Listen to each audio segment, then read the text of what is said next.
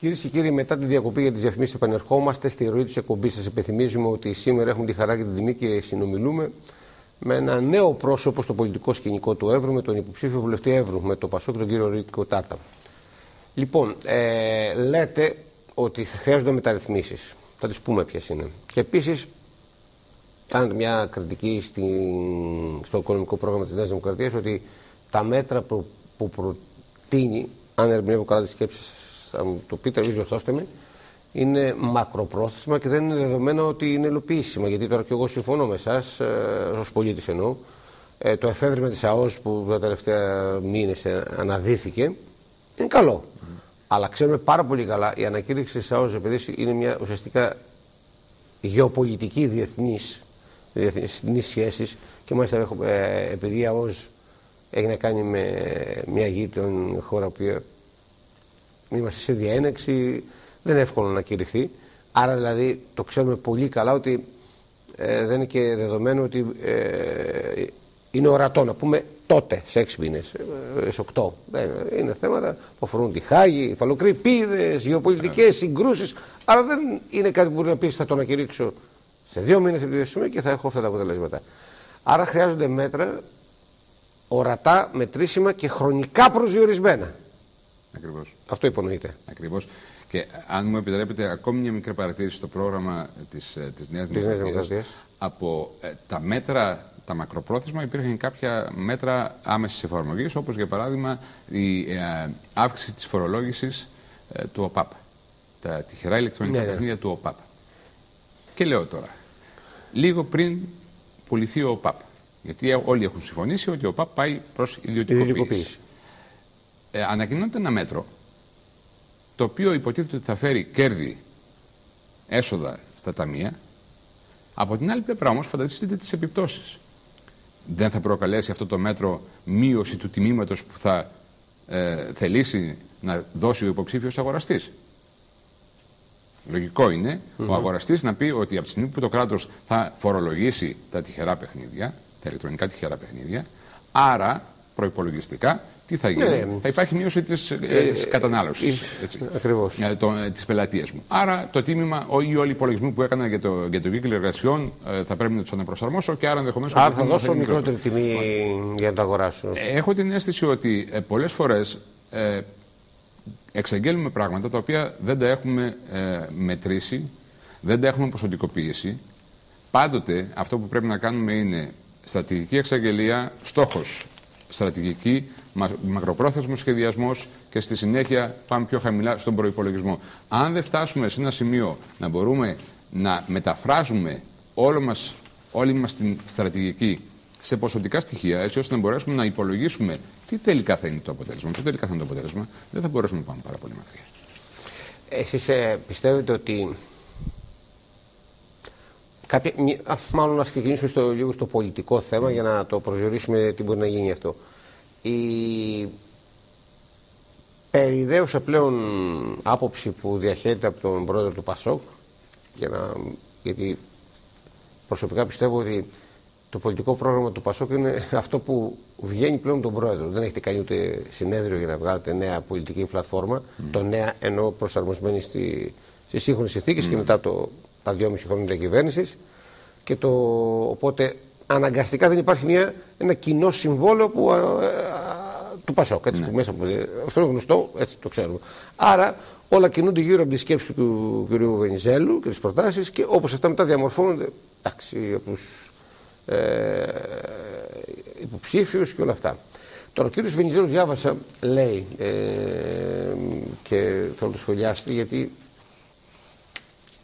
περίπου είπε η φράση του συναρθρώνεται σε αυτό που είπα εγώ στην αρχή, ότι με την 6η Μαΐου θα νομιμοποιηθεί το νέο πολιτικό σκηνικό επιτέλους για να πάψει αυτό το φαινόμενο των αγανακτισμένων Ελλήνων, το οποίο μας κούρασε αγανακτισμένοι, αλλά τελικά δεν μας έλεγαν γιατί δεν είναι αγανακτισμένοι.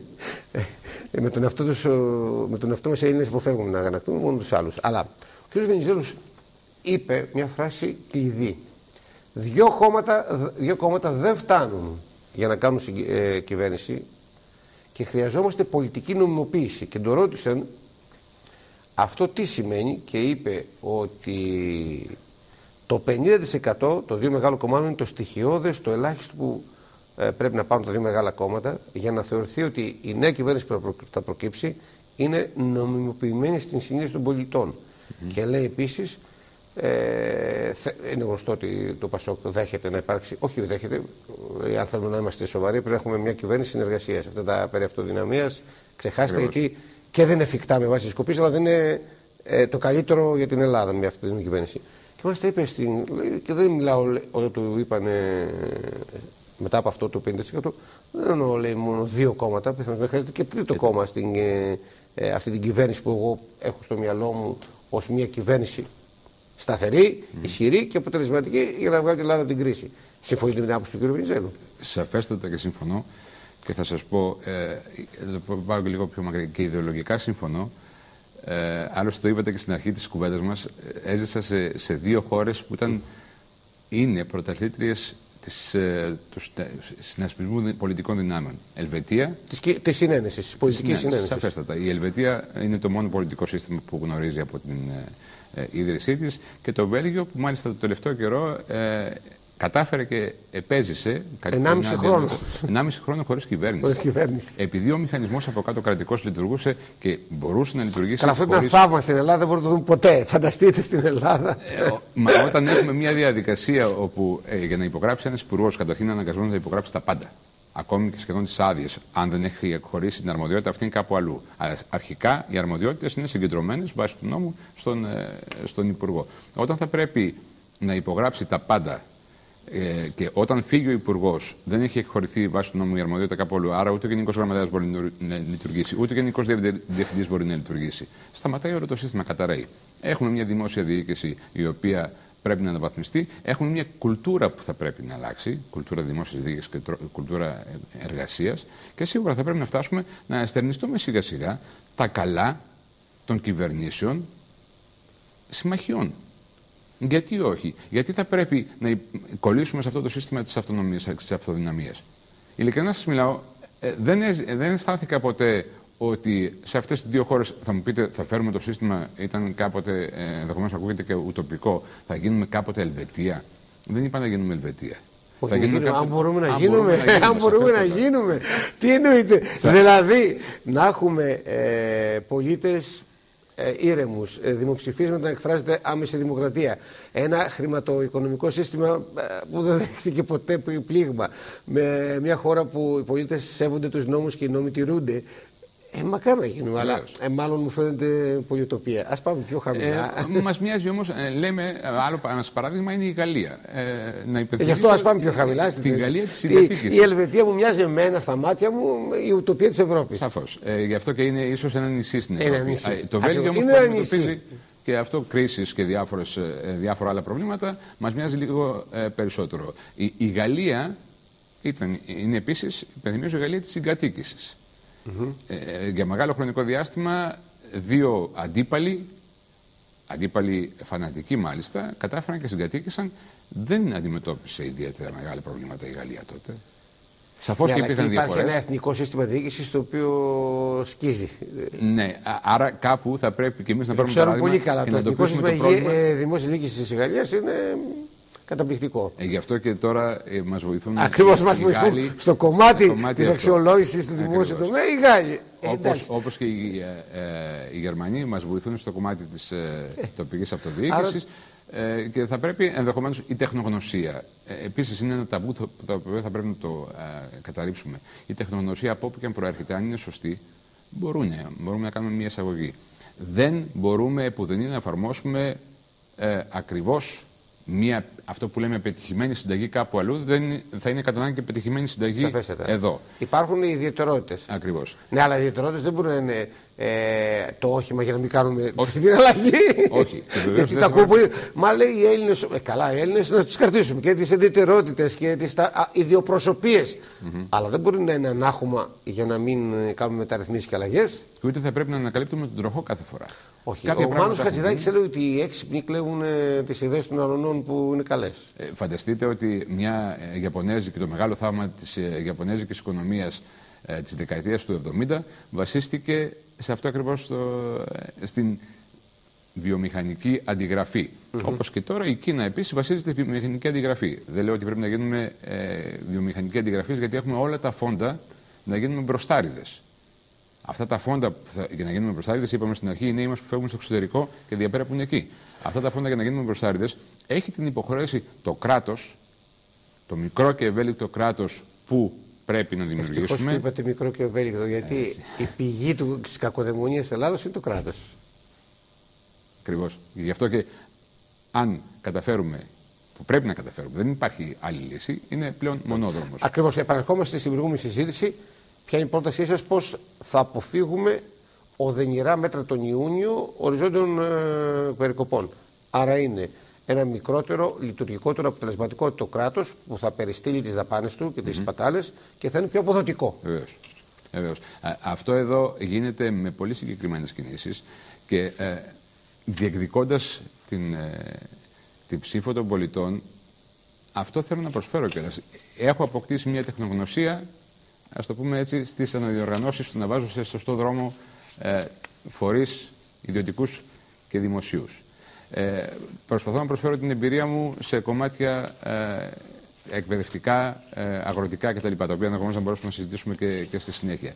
Νομίζω ότι έχουμε κάθε δυνατότητα, πολιτική απόφαση χρειάζεται, να περικόψουμε άμεσα σπατάλες του δημοσίου. Το σπατάλες του δημοσίου δεν σημαίνει άμεσα και συρρίκνωση του δημοσίου. Έτσι. Ούτως ή άλλως τα μέτρα που έχουμε πάρει, το 10/1 ή το 1/10 ή το 1/5, είναι ικανοποιητικά, πιστεύω, για ούτως ή άλλως από μόνο τους το δημόσιο συρρικνώνεται. Αλλά εξορθολογισμός της λειτουργίας, μιλάω για τη λειτουργία του δημόσιου τομέα, μαζική χρήση τεχνολογιών πληροφόρησης, και όχι ο καθένας μόνος του. Επίσης, αυτό που παρατηρούμε πάρα πολύ συχνά. Βγάζουμε και λένε βεβαίως, μα έχουμε βάλει συστήματα πληροφόρησης, άρα μπορούμε να δουλέψουμε. Ναι, αλλά λειτουργούμε δυστυχώς ο καθένας στο δικό του το μικρό δωματιάκι, κλεισμένοι. Το ένα Υπουργείο θα κλειστεί, θα φτιάξει τα δικά του συστήματα, το άλλο Υπουργείο επίσης. Ο ένας Δήμος θα κάνει το δικό του σύστημα, η μία περιφέρεια θα κάνει το δικό του σύστημα και σύνδεση με μια επιτελική εξουσία. Και μιλάω για το κεντρικό κράτος, που θα πρέπει να έχει αυτό το ρόλο της επιτελικής εξουσίας, δεν γίνεται. Έχουν δαπανηθεί χρήματα, αρκετά από ό,τι εξ όσων γνωρίζω, σε ανάπτυξη τέτοιων συστημάτων. Κάποια άλλα σχεδιάστηκαν επίσης και δυστυχώς οι προσεγγίσεις, που θα πρέπει να τις αλλάξουμε οπωσδήποτε, είναι οι προσεγγίσεις της κατάτμισης. Κάνω μικρά εργάκια και μάλιστα τώρα τελευταία έχω ακούσει και το εξής. Στο όνομα της απορροφητικότητας, ας τα σπάσουμε για να βγουν γρήγορα στην αγορά. Είναι ό,τι πιο λανθασμένο μπορούμε να κάνουμε. Όχι. Θα πρέπει να έχουμε ένα ολοκληρωμένο σχέδιο. Αυτό το ολοκληρωμένο σχέδιο που έλειπε στην αναπτυξιακή μας πορεία, αυτό το ολοκληρωμένο σχέδιο πρέπει να το έχουμε άμεσα, τώρα. Πάντως, κύριε Τάρτα, αυτό το οποίο είναι δραματικό είναι το γεγονός ότι οι αριθμοί είναι πολύ σκληροί. Διάβασα την έκθεση του ΩΣΑ ότι οι μισθοί στην Ελλάδα μειώθηκαν κατά 25% ήδη. Και προβλέπεται και με την έκθεση που διαβάσαμε του κ. Προβόπουλου και όλα τα στατιστικά στοιχεία της Τράπεζας Ελλάδας λένε ότι θα έχουμε πιθανώς και μία μείωση κι άλλη, περίπου 23% μέχρι το 2015. Αυτό δεν δημιουργεί ένα πρόβλημα ύφεσης, επιδείνωσης μάλλον της ύφεσης? Ναι. Αν θέλετε να μιλήσουμε λίγο τεχνικά, αν και μιλάμε για ανθρώπους, άρα η τεχνική προσέγγιση δεν είναι καλή. Σαφώς και υπάρχει μια πίεση για εσωτερική υποτίμηση. Η οποία θα πρέπει, όταν μιλάμε για εσωτερική υποτίμηση, είναι για να μπορέσουμε να χαλινακωγήσουμε, να περιορίσουμε την κατανάλωση. Την κατανάλωση. Να μειώσουμε τις εισαγωγές ως τούτου και άρα μετά να αυξήσουμε τις εξαγωγές. Ακριβώς. Είναι ένα κλασικό μοντέλο. Τώρα δεν ξέρω αν είναι αποτελεσματικό αυτό το μοντέλο, αυτό είναι άλλο θέμα. Όχι, ερευνάται αυτό εδώ, αν είναι αποτελεσματικό και μάλιστα τα αποτελέσματα θα τα δούμε πολύ σύντομα. Γι' αυτό και δεν πρέπει να μείνουμε. Γι' αυτό η πρώτη φάση είναι η αποκατάσταση της ρευστότητας. Η δεύτερη φάση είναι η αναπτυξιακή πορεία. Και τα δύο μαζί δυστυχώς και θεωρητικά δεν μπορούν να γίνουν. Είναι πάρα πολύ δύσκολο. Όσο ρίχνεις ρευστότητα καταναλωτική στην αγορά, τόσο θα διωγγώνεις το πρόβλημα. Όταν ρίχνεις πολύ ρευστό στην αγορά, ενισχύσεις την κατανάλωση, ενισχύσει την κατανάλωση εισαγόμενων προϊόντων. Από την άλλη, έχετε ένα μοντέλο ανάπτυξης της χώρας. Μιλάμε για επιχειρήσεις, πολύ μικρές και μικρές επιχειρήσεις, οι οποίες αντιπροσωπεύουν το 99% των ελληνικών επιχειρήσεων. 99%. Αυτό εδώ που κάποτε το θεωρούσαμε ως ένα πλεονέκτημα και μάλιστα νομίζω όμως ότι σε μια σύγχρονη οικονομία είναι στρέβλωση να έχει τόσες πολλές μικρομεσαίες. Σαφέστατα. Είναι στρέβλωση, γιατί δείτε το παράδειγμα της Ιταλίας. Η Ιταλία που αντιμετωπίζει και αυτή τεράστια προβλήματα. Έχει και αυτή μια δομή οικονομίας η οποία βασίζεται στις πολύ μικρές και μικρές επιχειρήσεις, οι οποίες όμως δουλεύουν για τις πολύ μεγάλες επιχειρήσεις της Βορείου Ιταλίας ενδεχομένως. Εδώ έχουμε τις πολύ μικρές και μικρές επιχειρήσεις, οι οποίες δουλεύουν απευθείας για τον καταναλωτή, και έχουμε επίσης επιχειρήσεις οι οποίες είναι παροχής υπηρεσιών, χωρίς όμως ιδιαίτερα μεγάλη προστιθέμενη αξία.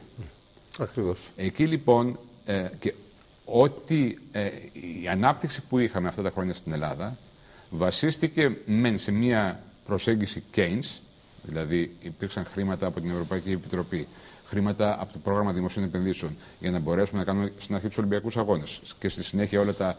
Ναι, αλλά αυτό το μοντέλο Keynes δεν έφερε τα αποθετά αποτελέσματα. Ακριβώς. Δεν είχαμε προσέλκυση επενδύσεων, ελληνικών ή ξένων επενδύσεων. Ακριβώς. Και αυτό εδώ θα πρέπει να ρωτηθούμε. Όταν φτιάχνεις τις υποδομές, έχεις ένα κράτος το οποίο έχει φτιάξει τις υποδομές. Έχουμε φτιάξει δρόμους, όσους δρόμους έχουμε φτιάξει, δεν έχουμε ολοκληρώσει νομίζω ακόμα. Έχουμε φτιάξει σε κάποια σημεία το μετρό. Εδώ πέρα υπολείπονται ακόμη έργα να γίνουν, δημόσια έργα. Γιατί, ποιος ο λόγος και οι επιχειρήσεις δεν έχονται σωστές επενδύσεις στον τόπο μας. Οι συνθήκες λοιπόν που θα προσελκύσουν επενδύσεις είναι αυτές που θα πρέπει να διερευνηθούν. Κατά τη γνώμη μου, μια μικρή ανάλυση που έκανα, υπάρχουν όλες οι απαραίτητες συνθήκες αυτή τη στιγμή στη χώρα και στον τόπο για να διώξουν τις επενδύσεις και όχι για να τις προσελκύσουν. Αυτό εδώ, αν καθίσουμε και το δούμε αναλυτικά και να το δούμε σοβαρά, νομίζω ότι θα ευημερήσουν στη συνέχεια όχι μόνο οι αριθμοί, αλλά και οι άνθρωποι. Λοιπόν, να πάμε λίγο στα αγροτικά. Γιατί ο Εύρος, εκτός από την αστική μεγάλη πόλη της Αλεξανδρούπολης και την Ορεστιάδα δευτερογενώς, έχει ένα μεγάλο κομμάτι αγροτικού πληθυσμού, με συγχωρείτε. Και στο παρελθόν ο πρωτογενής τομέας του Εύρου είχε μια κινητικότητα, μια δυναμική.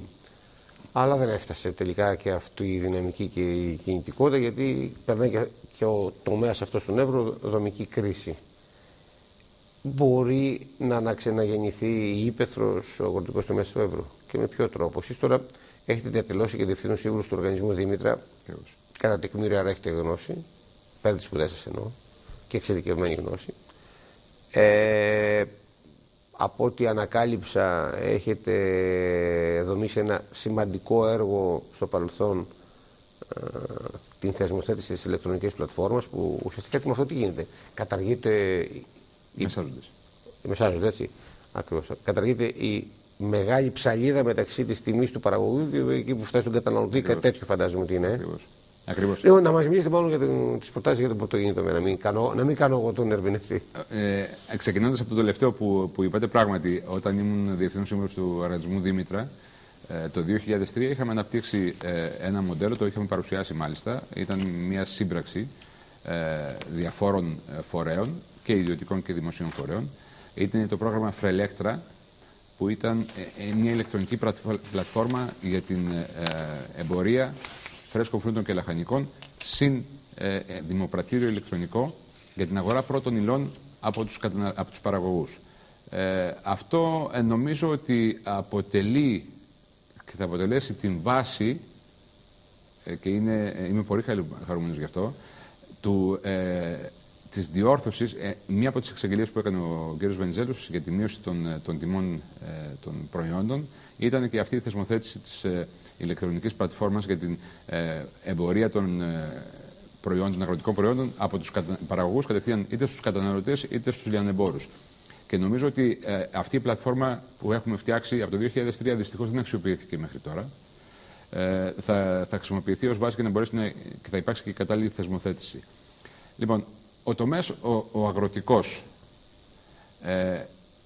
ξέρετε, είμαστε στο 2012, αντιμετωπίζουμε αυτή την κρίση, η οποία μας έχει ενδεχομένως προσανατολίσει, αλλά μην ξεχνάμε ότι έρχεται το 2013 και η αλλαγή η αναμόρφωση της κοινής αγροτικής πολιτικής, της ΚΑΠ. Έγινε μια αναμόρφωση πριν από 10 χρόνια. Είχε τεθεί ως στόχος ότι θα πρέπει να πάμε και είχε προβλεφθεί μάλιστα και η κατεύθυνση σε μια αναμόρφωση της κοινής αγροτικής πολιτικής το 2013, όπου από τότε είχε υποθεί ότι θα γίνει ένα πέρασμα από τον πρώτο πυλώνα, δηλαδή τον πυλώνα των άμεσων ενισχύσεων στην παραγωγή, θα γίνει μια αλλαγή, ένα πέρασμα στο δεύτερο πυλώνα που είναι αυτή της ανάπτυξης της υπαίθρου. Ναι. Έτυχε πάλι, συγκυριακά θα το έλεγα αυτό, όταν ήμουν στις Βρυξέλλες, ήμασταν οι διαχειριστές του πανευρωπαϊκού δικτύου για την ανασυγκρότηση της υπαίθρου και ήδη έβλεπα από τότε ότι πολλά κράτη είχαν στραφεί προς τον δεύτερο πυλώνα. Είχαν αποκτήσει μια στρατηγική για την ανάπτυξη των πρωτογενή τομέα. Εμείς διαχρονικά τον είχαμε λίγο έως πολύ εγκαταλείψει. Ξαφνικά εμφανίζεται και θα παραπέμψω σε μια πρόσφατη μελέτη Διεθνούς Οίκου, όπου αναφέρει κάποιους τομείς, ελληνικούς τομείς, που θα πρέπει να είναι οι πρωταθλητές, που θα είναι οι πρωταθλητές τα επόμενα τουλάχιστον 10 χρόνια. Πρωταθλητές ανάπτυξης. Χαρακτηριστικά αναφέρει τον πρωτογενή τομέα. Εκεί που λέγαμε ο πρωτογενής τομέας δεν έχει μέλλον, κάποιοι το έλεγαν αυτό, ξαφνικά εμφανίζονται διεθνείς οίκοι που λένε ο πρωτογενής τομέας στην Ελλάδα μπορεί να είναι μπροστάρης της ανάπτυξης. Έχουμε όλες τις δυνατότητες. Και είναι άμεσης απόδοσης. Ακριβώς. Είναι ο μόνος τομέας που έχει τεράστια προστιθέμενη αξία, είναι άμεσης απόδοσης και έχει οπωσδήποτε, μπορεί να έχει και εξαγωγικό χαρακτήρα. Ακριβώς. Ο τουρισμός, αν πάρετε την άλλη πλευρά, βεβαίως και λέμε ο τουρισμός είναι ένας άλλος πρωταθλητής, αλλά υπάρχει μια τεράστια στρέβλωση στον τουρισμό ως φορέας ανάπτυξης. Είναι ότι πάλι με λανθασμένες ενδεχομένως κινήσεις πολλές φορές, αυτό που κάναμε είναι ότι ενισχύσαμε τον εσωτερικό τουρισμό. Δεν έχουμε έναν προσανατολισμό προς τον εξωτερικό τουρισμό. Άρα, ως μοχλός ανάπτυξης, πάλι ο τουρισμός υπολείπεται. Θα πρέπει να δοθεί μια έμφαση και να προσελκύσουμε. Για άλλους λόγους. Ότι ο τουρισμός έχουμε και πολλά διαφυγόντα, επειδή παίρνουν πολλά οι tour operators, οι τεράστιοι, κρατούν πολλά από τα. Είναι σημαντικός πνεύμονας όπως και η ναυτιλία, αλλά αυτός ο οποίος, από ό,τι λένε το μέσο που λέτε, μπορεί να είναι άμεση απόδοση, υποκατάσταση εισαγωγών. Φτάσαμε στην Ελλάδα τώρα να εισαγάγει φασόλια τώρα, και διάβαζα και ρίγανη, ξέρω εγώ, απίστευτα πράγματα. Φανταστείτε ότι. Δεν είναι ντροπή για την Ελλάδα. Είναι ντροπή για την Ελλάδα. Πώς αλλάξαμε τόσο πολλοί Έλληνες, δηλαδή. Η στρέβλωση. Και υπήρξε η στρέβλωση η οποία ήταν και κεντρική. Δεν ρίχνω το βάρος εδώ μόνο στην κεντρική, εννοείται. Στις όποιες ελληνικές κυβερνήσεις. Νομίζω ότι η ευθύνη φέρει και η κοινή αγροτική πολιτική, η οποία δεν ήταν σωστή. Βέβαια, όταν έδωσε. Καλά, όταν έζηναμε πολλά χρήματα, θάβαμε τα πορτοκάλια μας και τα φρούτα μας οι Έλληνες για να παίρνουν την επιδότηση. Είναι στρέβλωση. Το θυμάστε αυτό, υποθέτω. Βεβαίως. Τις κομματερές που τα θάβαν, τα ροδάκινα. Αυτό με το βαμβάκι. Αυτή η στρέβλωση. Να μην τα ξεχνάμε και αυτά. Όχι. Δεν πρέπει να τα ξεχνάμε. Αλλά... Για να μην ξανακάνουμε τα ίδια λάθη. Ναι. Γι' αυτό και αυτή την ώρα ο αγροτικός κόσμος έχει ενισχυθεί πάρα πολύ από ένα νέο στελεχειακό δυναμικό. Όταν ήμουν στο Δήμητρα είχαν ενταχθεί 12.000 νέοι αγρότες. Οι 12.000 νέοι αγρότες ήταν το επίπεδο τους καταρχήν. Φαίνονταν οι άνθρωποι με όρεξη, οι οποίοι έμπαιναν μέσα στο χώρο. Βεβαίως υπήρχαν και εξαιρέσεις. Αυτοί που μπήκαν, και πολλές φορές ακούγεται αυτό, που μπήκαν για να χρησιμοποιήσουν την ενίσχυση για να αγοράσουν ενδεχομένως αμάξια. Αλλά είναι εξαιρέσεις. Ο μεγάλος όγκος μπήκε και συνεχίζει και μπαίνει στον αγροτικό τομέα συνειδητά και θέλει να παλέψει γι' αυτόν. Και θέλει να παλέψει ένα αγροτικό τομέα μπροστάρι. Ο πρωτογενής τομέας είναι μπροστάρις. Κάναμε το τεράστιο λάθος στην ελληνική οικονομία, ενώ όλες οι ευρωπαϊκές χώρες πέρασαν σιγά σιγά από τον πρωτογενή στον δευτερογενή τομέα και από τον δευτερογενή στον τριτογενή, εμείς κάναμε ένα άλμα. Εγκαταλείψαμε ξαφνικά τον πρωτογενή τομέα, τον αφήσαμε μόνο του σχεδόν, στο έλεος του Θεού, και περάσαμε στον τριτογενή τομέα, ένα τριτογενή τομέα χωρίς προϊόντα προστιθέμενης, χωρίς υπηρεσίες προστιθέμενης, μεγάλης προστιθέμενης αξίας. Αφήσαμε τελείως το δευτερογενή τομέα. Άρα, χωρίς δευτερογενή τομέα, ο οποίος μπορεί να αναπτυχθεί μόνο μέσω μακροπρόθεσμες επενδύσεις, και αν προσελκύσουμε τους επενδυτές εδώ πέρα, που θα πρέπει να το κάνουμε οπωσδήποτε, ο πρώτος άμεσης απόδοσης τομέας είναι ο πρωτογενής. Χρειάζεται να δώσουμε ιδιαίτερη έμφαση και να συνειδητοποιήσουμε ότι αυτό που έρχεται το 2013 είναι ίσως η καλύτερη αφορμή για να έχουμε και έναν. Πρόκληση. Να την εκλάβουμε ως πρόκληση. Να διορθώσουμε εκεί τα πράγματα. Μάλιστα. Ωραία. Ωραία, εννοώ ότι σας ευχαριστώ θερμά για τη συζήτηση που κάνουμε για το διάλογο. Έτσι κι αλλιώς μένουμε λίγες μέρες μέχρι την Κυριακή, αλλά θα έχω την ευκαιρία οι πολίτες, δεν θέλω να τους λέω τηλεθεατές, να σας ακούσουν και σε άλλες συζητήσεις που θα κάνουμε. Και θέλω να κλείσουμε το εξής. Λίγες μέρες κάνετε εσείς προεκλογική εκστρατεία τώρα. Δεν μου αρέσουν και να χρησιμοποιώ τις φράσεις, αλλά πάση περιπτώσει για να συνεννοούμαστε. Ναι. Η προεκλογική εκστρατεία τώρα για έναν άνθρωπο σαν και εσάς, μορφωμένο επιστήμονα, πετυχημένο, προεκλογική εκστρατεία. Η προεκλογική εκστρατεία παραπέμπει στην κλασική αντίληψη των πολιτικών που πήγαν, έλεγαν, τάζανε αυτά τα χάλια πράγματα. Επάσχε εγώ το όνομα Σολός. Ποια είναι η εντύπωση που διαμορφώνεται με τις επαφές και συναντήσεις και το διάλογο με τους πολίτες? Λίγο το μάζεψα, ναι. Το προεκλογική εκστρατεία. Είναι σίγουρα μια εκλογική αναμέτρηση. Καταρχήν είναι η πρώτη μου εκλογική αναμέτρηση. Δεν είχα ασχοληθεί με την πολιτική μέχρι τώρα. Γι' αυτό και ενδεχομένως η προσέγγιση μου να ξενίζει μερικές φορές. Παράδειγμα, μου είπαν ξαφνικά ότι πρέπει να ανοίξω προεκλογικό γραφείο. Το θεωρώ άσκοπο και όχι μόνο. Έχω και μια άλλη ιδεολογική προσέγγιση. Φαντάζομαι ότι δεν θα θέλετε εσείς να πληρώσετε για το δικό μου προεκλογικό γραφείο. Έτσι. Άρα, πολύ καλά το εκεί φτιάξω εγώ ένα γραφείο, το οποίο θα το πληρώσω βεβαίως. Και θα πρέπει ενδεχομένως να παρέμβει κάποιος για να το δημόσιος φορέας για να το προστατεύσει. Είναι έμεσα πληρώνει και ο φορολογούμενος. Αυτό δεν θα ήθελα να το αποφύγω. Και άλλωστε νομίζω ότι είναι μια προσέγγιση. Αυτό που χρειάζεται, πάλι πολύ συχνά το λέω, γίνεται μια συνέντευξη. Θεωρώ τον εαυτό μου ως υποψήφιο και οι άλλοι θα με κρίνουν.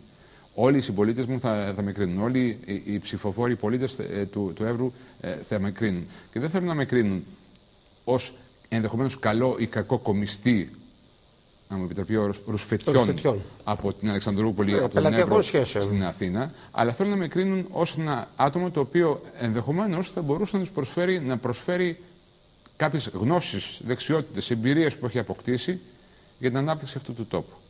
Πολλές φορές λέμε, ο Ερίκος ο Τάρτας, επειδή λείπει πολλά χρόνια, δεν ξέρει και πολύ καλά τα προβλήματα του τόπου. Καλά, καταρχήν δεν νομίζω ότι μπορεί να πιστέψει κανείς ότι πρέπει να είμαι επιτόπου ή να ξέρω τα προβλήματα του τόπου. Και δευτερευόντως, αυτό που λέω, το θεωρώ επίσης πολύ σημαντικό, είναι ότι είναι και πολύ καλύτερο να γνωρίζει κάποιους που βρίσκονται οι λύσεις και όχι τα προβλήματα. Γι' αυτό λοιπόν, αυτό προσπαθώ να περάσω στις συζητήσεις που κάνουμε, όσες συζητήσεις προλάβαμε να κάνω, γιατί η περίοδος ήταν πολύ μικρή. Η απόφαση να ασχοληθώ με την πολιτική και να θέσω τον εαυτό μου, να εκθέσω τον εαυτό μου στους πολίτες ήταν πολύ γρήγορη. Δεν θέλω να κάνω ένα προεκλογικό αγώνα, ας το πούμε, συμβατικό, γιατί δεν έχω τα φόντα γι' αυτό εδώ. Απλώς λέω, αυτός είμαι, αυτά πρεσβεύω, πολύ ανοιχτά, πολύ ξεκάθαρα και γι' αυτό και διεκδικώ την ψήφο, την όριμη ψήφο των πολιτών. Σας ευχαριστώ θερμά, κύριε Τάρτα. Σας εύχομαι καλή επιτυχία, καλό κουράγιο